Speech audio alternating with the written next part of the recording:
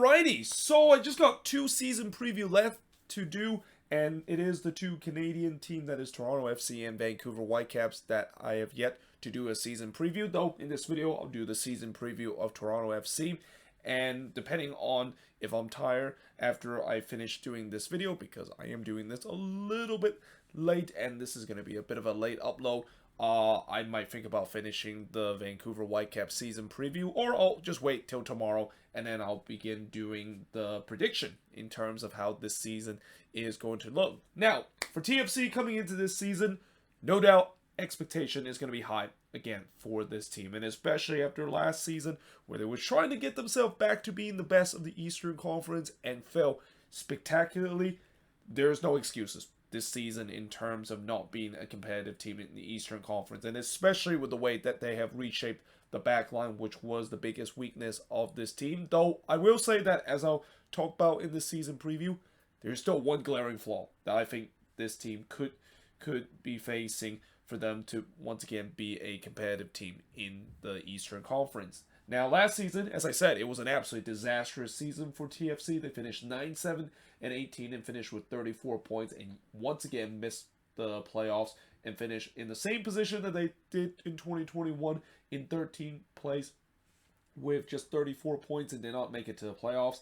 And then, as I mentioned, in the previous year, they finished 13th, but with a worse record. 6-10-18 really darkened to the days when TFC were kind of considered to be the doormat of Eastern Conference. I mean, as much as we know that this has been a team for at least, if you go back to almost half a decade with this team being so dominant during the mid-2010s and all the way into the end of the 2010s decade, this team has definitely fallen through tough time, at least for the last couple of seasons. In that, in 2021, like I said, it was a pretty bad season. 6-10-18 with just 28 points, and clearly did not make it to the playoffs. But prior to that, in the COVID-shortened season, it was a good season for TFC. They finished second in the Eastern Conference with a 13-5-5 record and finished with 44 points. But unfortunately, they were involved in an upset in that season, losing to Nashville SC in the first round. In 2019, it was not only another good season for TFC, which they finished fourth with 13-11-10 record and finished with 50 points, but they also made it to MLS Cup once again, their third MLS Cup in the past 4 seasons, and complete the trilogy between them and the Seattle Sounders, kind of having that rivalry in the MLS Cup, and also continue to frustrate many fan base, the fact that we're stuck once again with another Seattle versus Toronto FC MLS Cup final. But unfortunately, this time they did lose to the Seattle Sounders in MLS Cup. But prior to that year, yeah, this was the CCL hangover year. This was the year where they came oh so close to becoming that first team to win CCL, losing to Chivas in the final, and then they basically fall apart because they were never able to recover from that CCL heartbreak.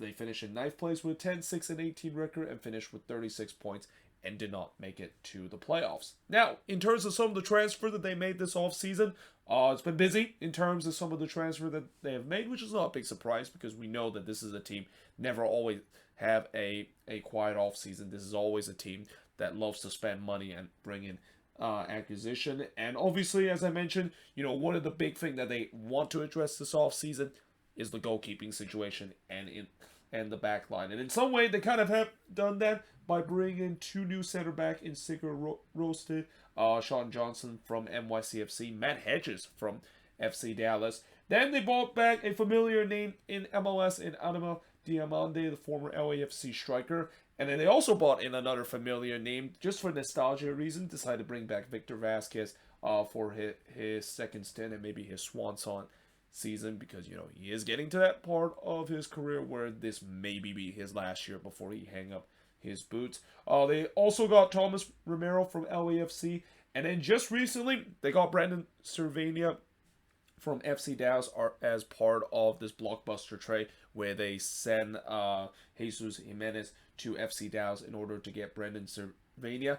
This was a very surprising move, and I'll talk a little bit more about that when I do a News of the Week episode tomorrow, or maybe on Thursday, of the fact that I definitely did not see this one coming with the way that FC Dallas did to move on from Brandon Cervania. I thought he was probably going to be one of those pieces that was going to be part of an asset that FC Dallas can sell their players to Europe, as we have seen before whenever they produced them out of their academy. But I didn't think that he was going to be moving on to another team in MLS, let alone Toronto FC, that is. But they also got Raul Petritov, which will add a little bit more depth in terms of that left back position. But in terms of players that is no longer with this team, they definitely move on from a lot of key pieces on this team. One of it is Jayden Nelson, who moved on from Rosenborg. They also move on from Luca Petrasio, who went to Orlando City. They also lost Chris Mavinga, who moved on to the LA Galaxy. Daniel Henry moved to Minnesota United. Alex Bono, who, oh god, I forgot where Bono moved to. I think it might be DC that he moved to. I might be wrong. Dominic Crescido, who I think I should put a retire next to his name, because I think he has retired ever since he was moved back to Genoa. Quentin Westberg, of course, went to Atlanta United. Enefayachi Achara went to the Houston Dynamo, and then, as I mentioned, Jesus Jimenez, part of that blockbuster deal that just happened recently of sending him to FC Dallas. And then you got two guys on this team that is actually still in the agency market in Aro and Nobo Okello. Now, in terms of the strength of this team, when they do have their best starting 11. So when you look at this team, and when they do have their starting 11, this is definitely an MLS Cup contending team. Well, I will say it's almost an MLS Cup contending team because, as I mentioned many times, the East is very strong this season, and that, you know, when I look at when they do field their best 11, I think they can definitely be up there in terms of being the best team in the Eastern Conference. Like some teams like the Union, the Orlando City, and FC Cincinnati, as some that might think are some of the best team in the Eastern Conference, and even the New York Red Bulls, that is. If they do put their best in 11, I have a feeling they can definitely beat most of those teams that I have mentioned.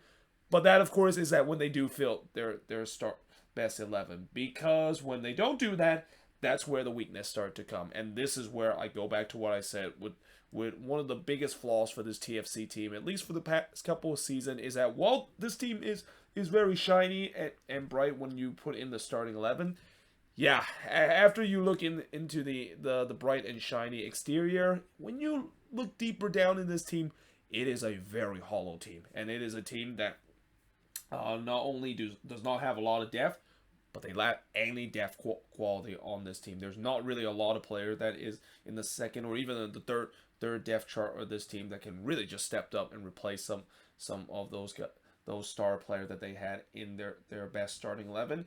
And then, of course, one of the other weaknesses for this team is developing young talent. Again, they have tried their best in terms of developing young talent. And as much as I did kind of praise them a little bit a couple of seasons back of how they're trying to produce some good young talent out of their academy, it has stalled out in a big time. I mean, when you look at some of these young talent coming out of the TFC academy, none of them has been able to develop to a way where they can sell them all for a profit.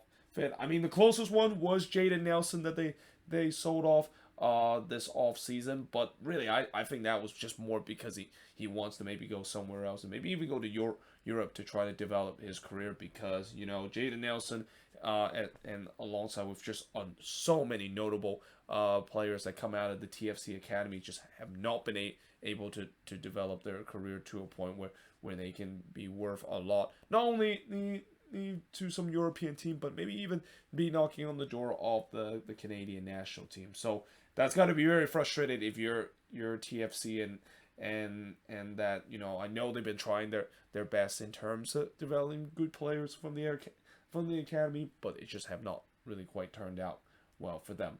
Now, the free big question coming into this season for TFC is the fact that will they add more depth pieces throughout the season? Again, when you look at the depth chart, it is still very, very thin. I mean, they definitely did add some pieces, and as I mentioned, you know, with the addition of Brandon Cervania, at least it gives a little bit more depth in terms of the midfield, because I think when you look at this roster, if there's one area that I think they desperately need some depth, it's the midfield. The midfield looks very thin right now, and that if they do suffer some some back-breaking injury in that midfield, oh boy, you're going to see a huge drop of quality. And I think that you can maybe say the same thing when you also look on the attack and on the defensive end too, where if they do lose some of their key players, this team can fall apart. And this is also why, when you look at this team, and that, for the past couple of seasons, the reason why TFC has failed miserably isn't because of the fact that they don't have a lot of talented players. They have talent in their team, but they've been suffering so many the injury riddled season for the past couple of years, where we know that when you want to compete in MLS, you not only want to also have a decent starting 11, but you also want to make sure you have depth, because injuries does happen. We've seen it in this league, and unfortunately TFC is one of the worst team in terms of suffering injuries, but that's where you need to have some good depth in your team and kind of have that next man up mentality, which this team clearly do not have with the depth quality that they have. So if they want to be a competitive team this season, they absolutely need to add more depth and have some guys that can step in, because I have a feeling they could be once again suffer an injury riddled season too. I mean, God forbid. I'm not saying that could be definitely the case, and I hope it's not the case for this team. But again, just judging by recent history, the fact that if they are going to lose some key players on this team, they need some guys that can step in straight away and not have a huge drop off to a point where they can definitely get themselves missing out on the playoffs, especially as the season goes along. Like, the other thing that when you don't have a lot of depth in your team, it can also cause problem in terms of fatigue start to show in the latter part of the season, especially with the way how heavy loaded this season is with the League Cup that TFC is going to be involved, the Canadian Championship, and MLS. Yeah, these are kind of those games or those times that they just really need their depth, and they just can't simply keep playing the same starting 11 over and over again and expect to still be a competitive team, and the team can basically not tire out by the end of the season.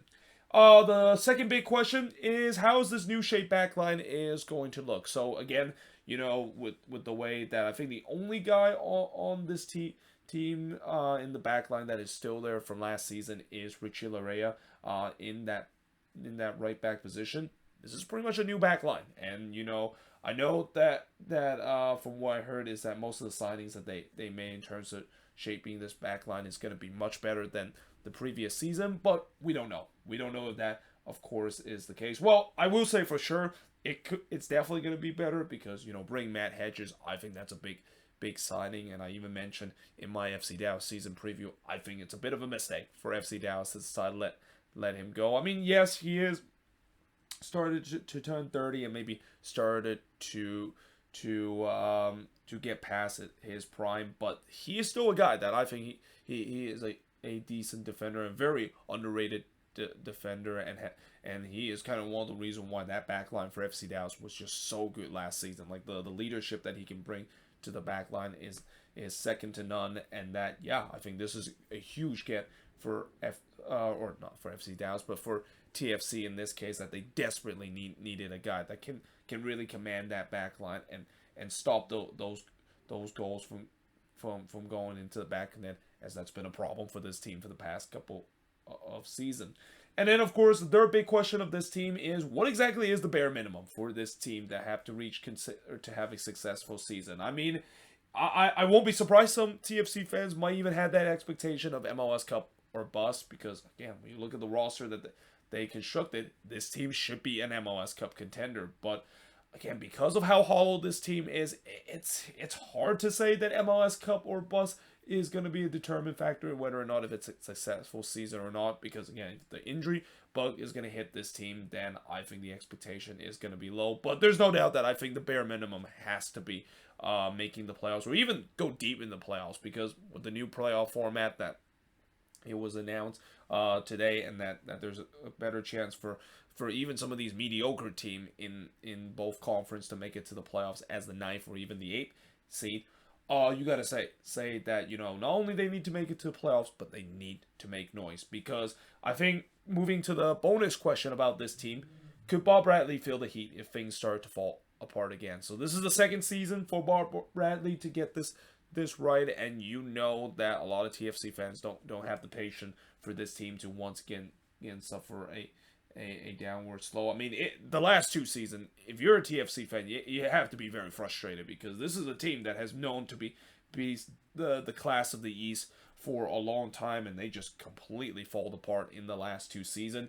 If they fall apart again for the 3rd season in a row, you know that there's going to be question. Not only has to be asked to in terms of Bob Bradley, but even the front office too. I think the front office could be feeling the heat, and there could be some changes that I can see. And also just kind of look at this roster and just kind of ask themselves that is this roster going to be good enough in terms of competing for MLS Cup in the future, because at least for the last 2 seasons, it just has not been the case. And again, a lot of that has to do with the fact that this front office didn't realize that just because you decided to sign a lot of good starting quality player and put them in the starting 11, doesn't mean you don't sign any players to back them up and any depth players to back them up in case if they do have to go through an injury-riddled season, or the thing that they definitely will have to face this season, which is fixture congestion and playing.